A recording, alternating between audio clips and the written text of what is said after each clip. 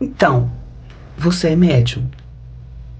Neste vídeo eu vou te ajudar a descobrir se você é um. Porque a maior parte das pessoas que me procuram tem algum grau de mediunidade. Como é o campo de energia de um médium? Por que os médiums que não se cuidam podem sofrer constantes ataques?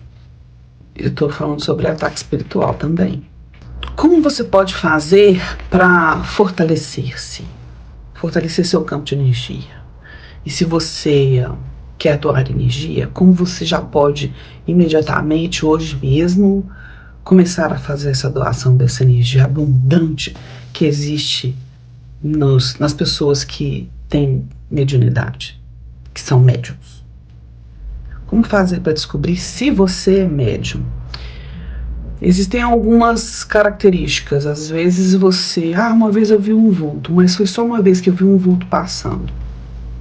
Se você chegou a ver, perceber alguma coisa que não pertence a esse plano material, você é médium. Uma vez eu escutei vozes, mas foi só uma vez. Você é médium. Eu já tive premonição. Bem provavelmente que você seja médium também. Eu tenho uma intuição muito forte, algo me diz que quando alguma coisa vai acontecer, e eu falo que vai acontecer, é batata. Você é médium. Desculpa a risadinha malévola. Bem-vindo ao time. E agora que você sabe que você é médium, o que fazer? Vamos lá, vou te explicar como que é seu campo de energia. O médium, ele tem uma energia, ele libera uma energia um pouco maior. Ele vem dotado de uma carga de energia maior, tem uma energia que é diferente. Eu falo que é uma energia docinha, né? E a espiritualidade adora, né? Aí o povo, os adoecidos, né? Quando vem um médium, qualquer energia docinha, transbordante, brucutu em cima dele. Infelizmente é isso mesmo que acontece, né? Então, assim, vamos lá. Como que é o campo de energia de um médium? Um médium, quando vem para este plano, ele pede para nascer médium. Por quê? Provavelmente porque teve compromissos, porque plantou, né? Sabe? Porque essa semeadura tem compromissos demais. Você semeou geralmente cactos, né? Então vai colher espinho, não tem jeito. E a gente pede para vir médium, por quê? Quando você pede para vir médium, é para prestar algum serviço. Para que, ao invés de você gastar 20 vidas, quitando seus débitos, corrigindo os seus erros, consertando as suas falhas, você leve menos tempo para consertar, vamos usar essa expressão, para corrigir, para quitar certos débitos. Então a gente pede para vir médium, pelo amor de Deus, deixa eu nascer médium, deixa eu vir e tal, eu quero prestar o auxílio, eu quero corrigir minhas faltas e tal. Aí na hora que chega aqui, vai enfrentar bastante desafios, né? Primeiro, porque às vezes a família não aceita de jeito nenhum. Segundo, porque você fica apavorado, morrendo de medo, porque você percebe certas manifestações em seu entorno, né? E várias outras coisas que acontecem na carreira, né? No caminhar da existência de um médium. A jornada não é bonitinha, na maior parte das vezes, não é fácil, a gente se nega, né? Quem nunca, não é verdade? Às vezes a gente tá cansado, às vezes a gente quer ir para um parque de diversões, né? Passear na Disney e tal. Menino, mas se você tem muito compromisso, a espiritualidade vai te chamar para que você possa trabalhar com eles no auxílio à humanidade. Vai. Tanto de encarnados quanto de desencarnados, né? Auxílio às consciências. Então, o médium tem mais ectoplasma. E é essa energia, o ectoplasma, né, que o médium libera, que a espiritualidade deseja e vai atrás, vai em busca. Eu ouvi uma vez uma analogia bastante interessante, achei tão interessante, falando que o médium é o médico do espírito. Assim como os pacientes na 3D, né? Vão atrás dos médicos para receber cura, tratamento. Assim, a espiritualidade vai atrás dos médiums para receber também cura e tratamento. Só que aquele médium que não trabalhou as próprias energias, não faz algum trabalho de doação de energia, tanto pode ser como passista, como um trabalho voluntário, como palestrante, enfim, existem várias formas do médium trabalhar, várias formas da gente doar energia. Como esse determinado médium, estou falando um médium que não se trabalha, que às vezes não tem muita consciência de si mesmo, tal, dos processos que o movem. Então a espiritualidade vai andando atrás dele. Esses espíritos adoecidos, né? Essas consciências que estão nem cá nem lá, né? Ficam andando atrás desse médium, esperando a cura. Só que como ele não tem consciência de si mesmo, a cura não chega. É o médico que tem o remédio, mas que não sabe como administrá-lo. É mais ou menos isso. Eu achei essa analogia bastante interessante, bastante rica. Este é um dos motivos pelos quais os médiums podem ser constantemente atacados, podem estar sendo vampirizados, porque essa energia tão docinha, né, não vai atrair espiritualidade superior.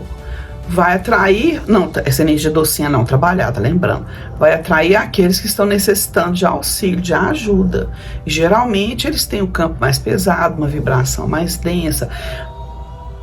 E esse tipo de energia no seu campo, quando o médium atrai essa energia no seu campo, as coisas da vida dele, o fluir da vida dele, pode começar a ser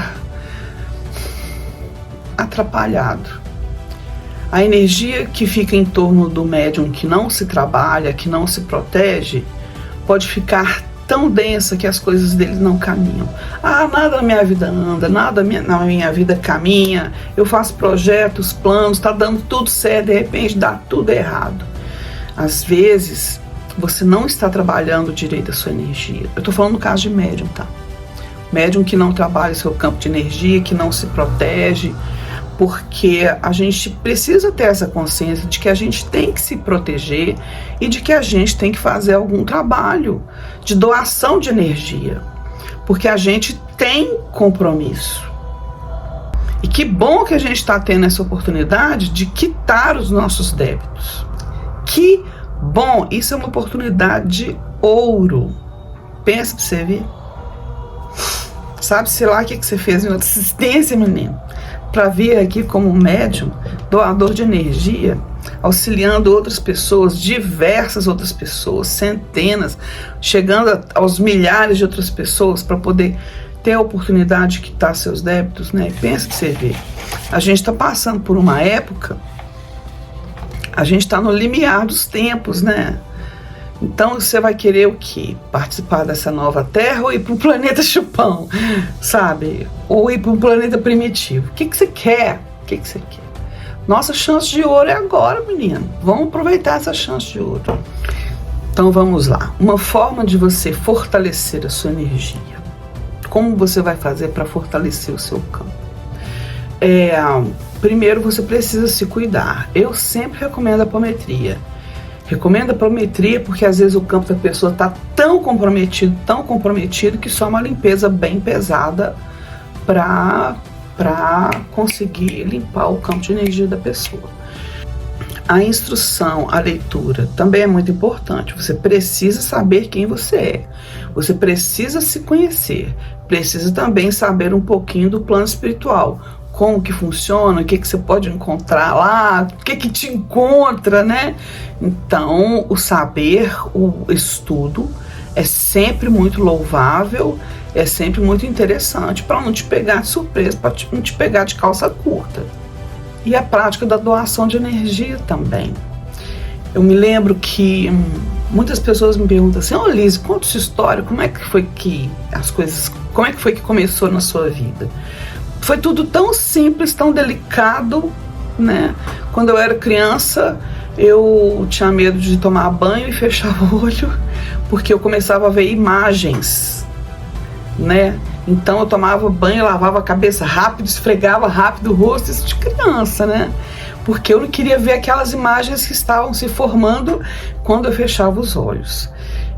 Eu tinha um gigante colega, minha mãe falava que eu tinha um gigante colega, né? E quando alguém vinha me ameaçar ou qualquer coisa do gênero, eu respondia, eu vou chamar meu gigante colega.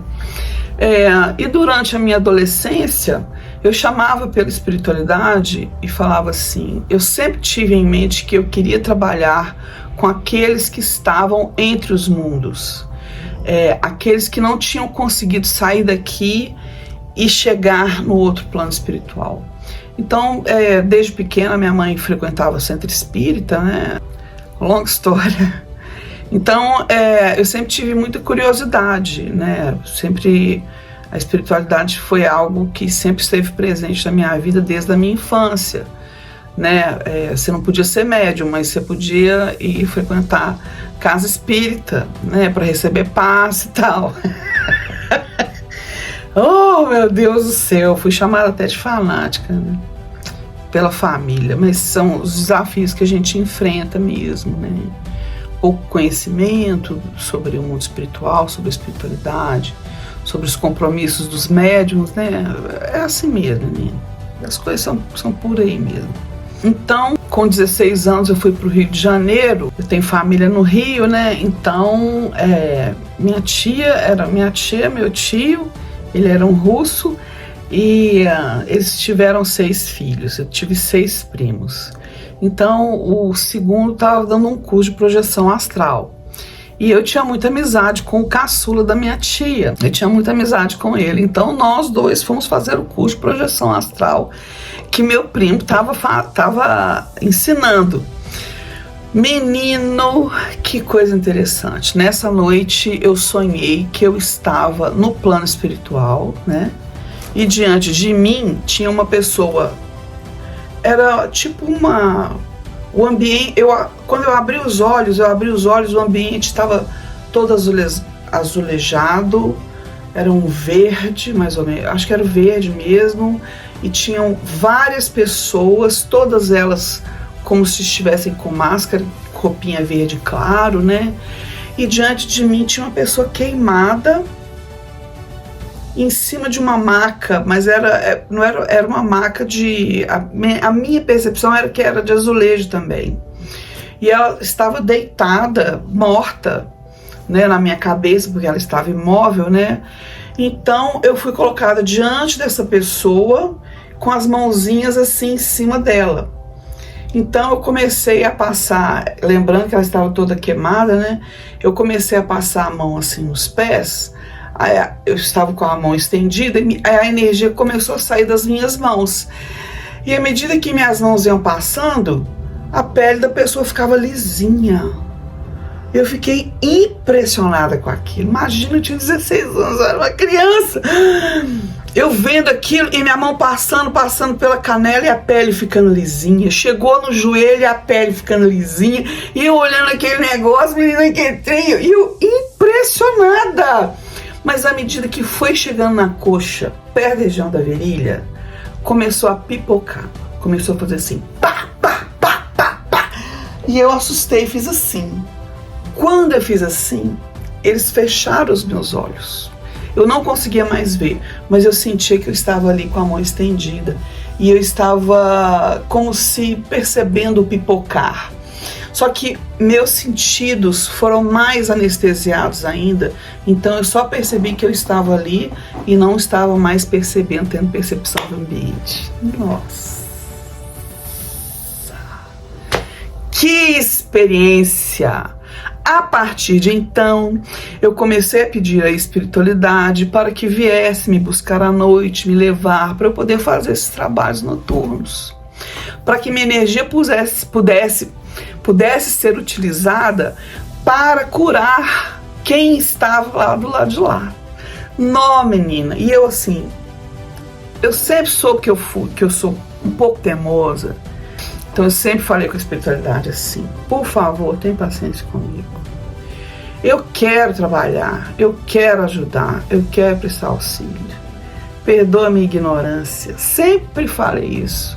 tem paciência comigo, me espera, não me abandona não, sempre.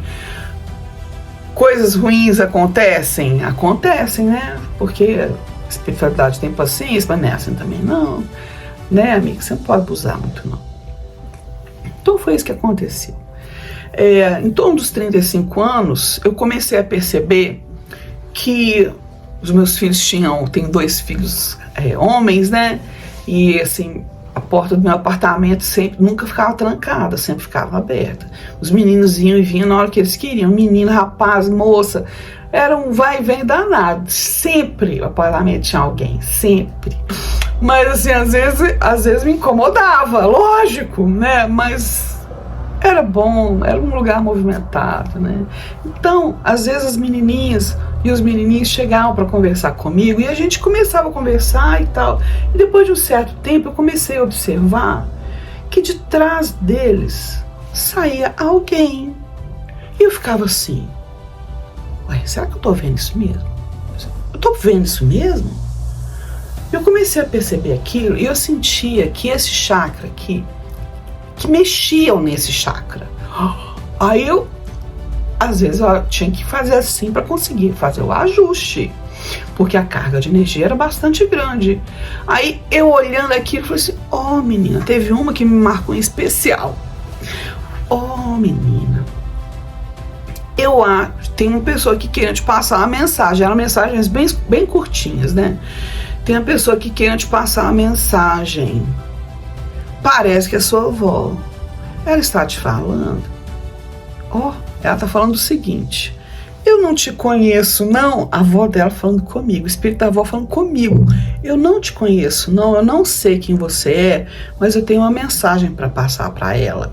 Fala com ela que as coisas vão melhorar muito antes do que ela pensa.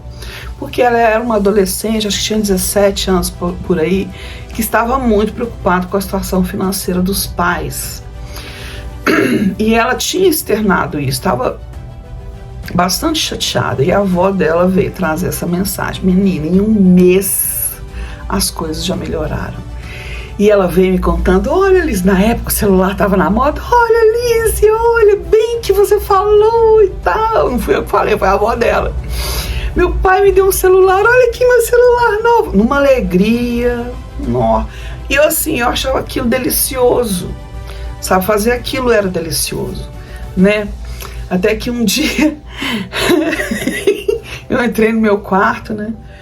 E quando eu olho pro pé da cama assim, eu percebo que tinha uma guia de cura e um monte atrás dela.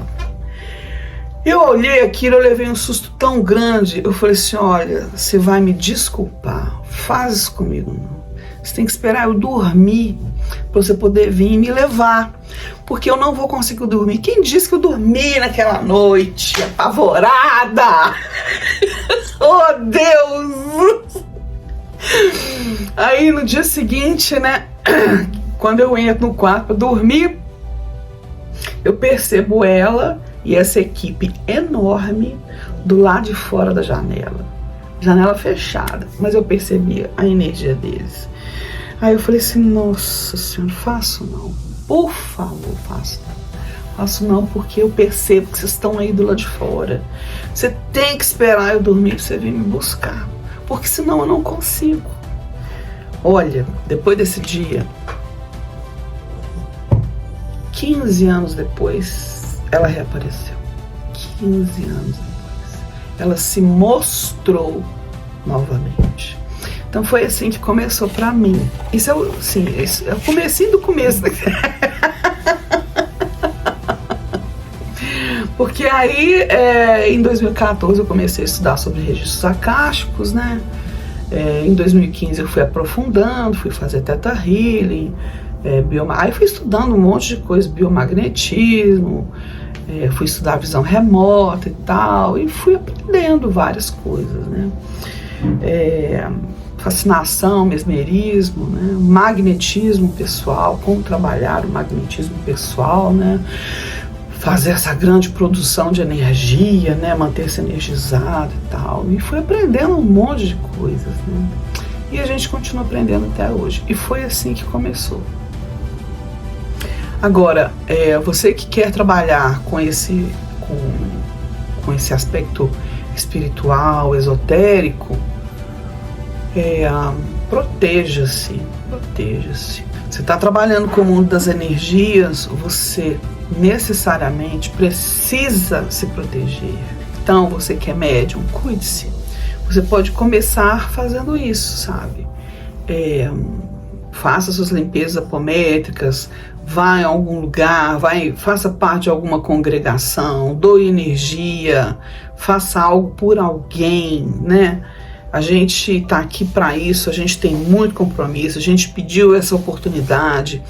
Lembre-se que o seu corpo, antes de você vir, seu corpo físico, seu corpo energético foi todo moldado para que você viesse fazer um trabalho espiritual. Existe uma equipe te esperando, sempre há. Existe a energia potencial, né? Então, quando você se dispõe a trabalhar e está pronto para o trabalho, a turminha vem. Eu vou fazer um próximo vídeo falando como é que foi que a minha turminha foi chegando. Espero o próximo vídeo. Beijo. Eu vejo você. Se agendar sua sessão comigo, eu estou te esperando.